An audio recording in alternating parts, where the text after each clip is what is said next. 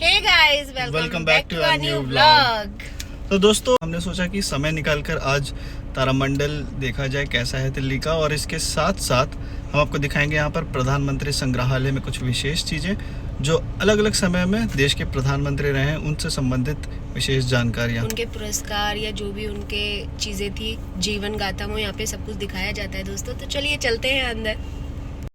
तो दोस्तों कुछ इस तरह से प्लानिटोरियम की एंट्री होती है जहाँ पर आप मोस्टली अपने ऑफलाइन की टिकट कतार में खड़े होकर कर सकते हैं, और यदि आप अपने ऑनलाइन की टिकट बुकिंग करना चाहते हैं तो आप बुक माई शो से कर सकते हैं। आगे हम आपको बताते हैं विस्तार में इसकी प्राइसिंग।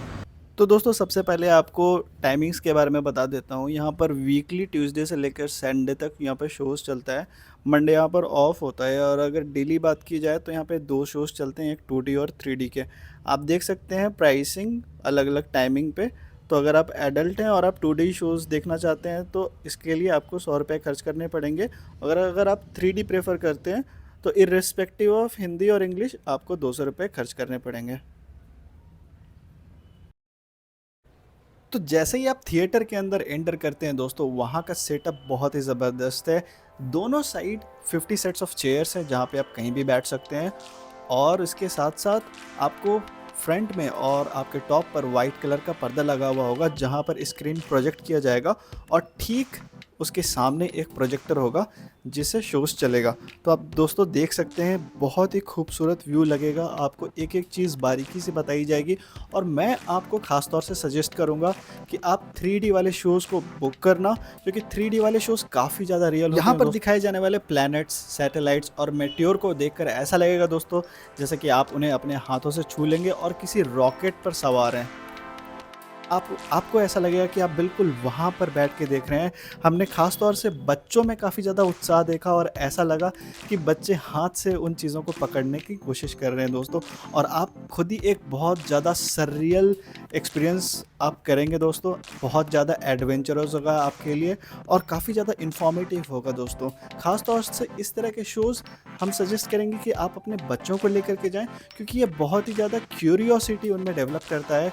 ख़ास तौर से जो स्कूली बच्चे होते हैं उनमें इन चीज़ों को जानने के लिए काफ़ी ज़्यादा जिज्ञासा होती है, और बहुत ही ज़्यादा इन्फॉर्मेटिव होता है दोस्तों ये शोज़।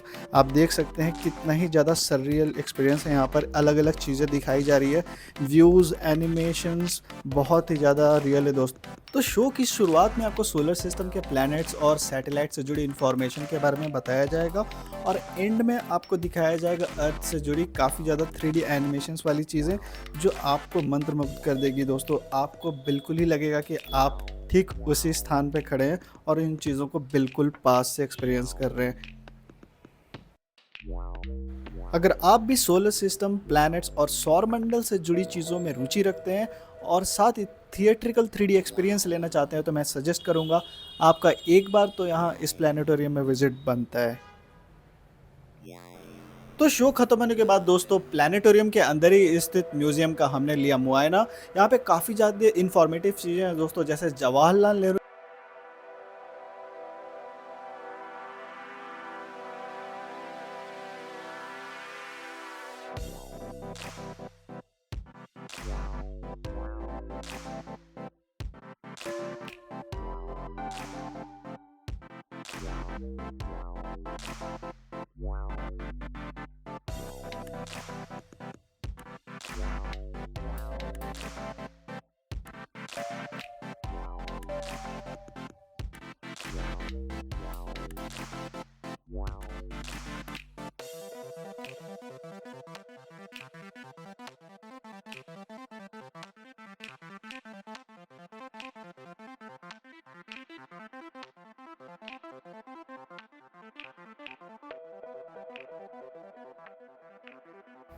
तो दोस्तों ये है प्रधानमंत्री संग्रहालय जो कि नेहरू प्लानिटोरियम के बिल्कुल पास में ही है।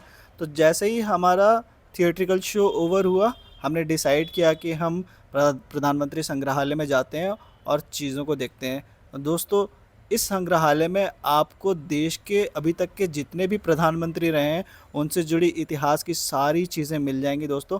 और मैं आपको सजेस्ट करूंगा कि आपको कभी अगर मौका मिले तो इस संग्रहालय में ज़रूर जाइए और भारत के संविधान से जुड़ी सारी चीज़ों के बारे में जानिए, क्योंकि एक देश के नागरिक होने के नाते हमारा ये अधिकार बनता है कि हम देश से जुड़े संविधान के बारे में सारी चीज़ें जानें। तो आइए चलते हैं और आपको दिखाते हैं संग्रहालय के अंदर का दृश्य।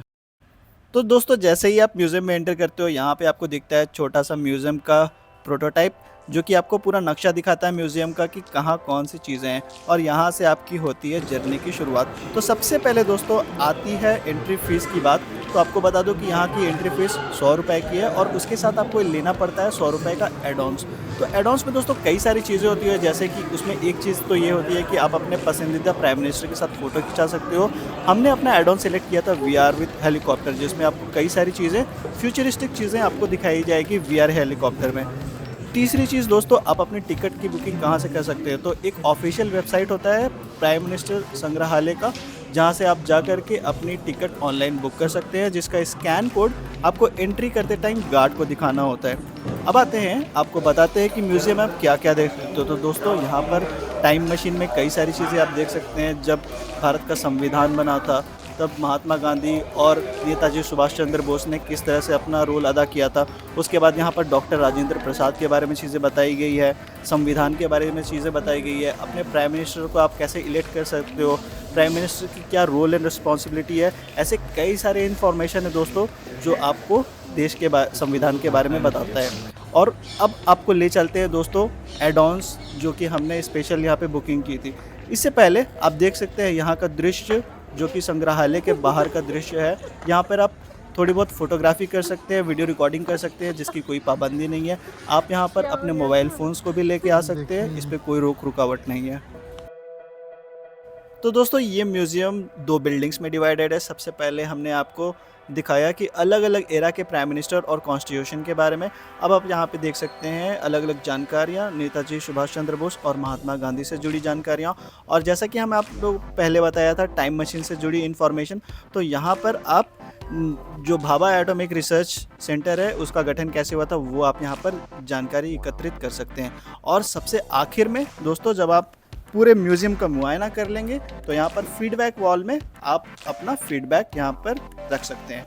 आपने अब देख सकते हैं किस तरह से हमने अपना यहाँ पर फीडबैक रखा है।